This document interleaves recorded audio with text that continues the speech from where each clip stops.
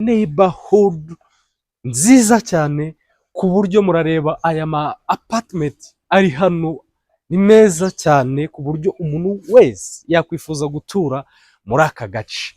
Yes, wicikwa n'amahirwe tukuzaniye ni GC. Uyu munsi rero turi haruguru gatoya yahahoze APFMweya, ndavuga ikigo kiri hafi y'iposita ya Rubavu. Tubazaniye iki kibanza kandi iki kibanza tuzanye gifite ubuso 295, gifite neighborhood nziza cyane ku buryo murareba aya ma apartment ari hano ni meza cyane ku buryo umuntu wese yakwifuza gutura muri aka gace. Hano rero duhafite inyubako nziza cyane zitwegereye, ariyo mpamvu tubazaniye iki kibanza mureba hano. Iki kibanza gifite ubuso 295. Iki kibanza muri make kiri ahantu heza hujuje ibyangombwa, kiri kuri rompowe cyangwa se mu sangano ry'umuhanda.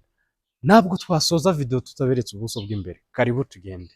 Rero iki kibanza kiri mu Kizungu, haruguru gato y'iposita cyangwa haruguru gato yahahoze APFMweya, ikigo cy'amashuri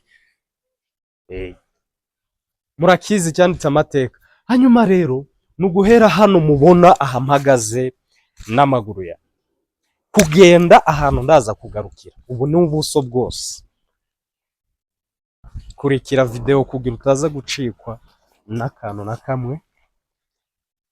Uza ukagarukira kuri uru ruzitiro rw'izi ndabyo. Aya matunda yose ni ayacu.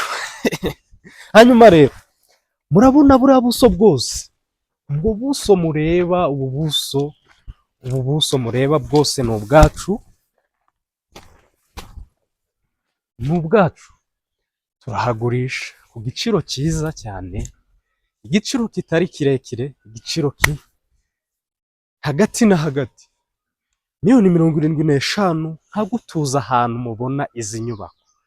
Muri kuzira muri video ukuntu zimeze neza, ahantu heza hatuje mu Kizungu, hano hari VIP, hano hatura umuntu wishoboye gusa. Muduhamagare kuri izo nimero, muzane amafaranga twababwiye, tubihere ahantu heza. Ibihe byiza, turabakunda cyane.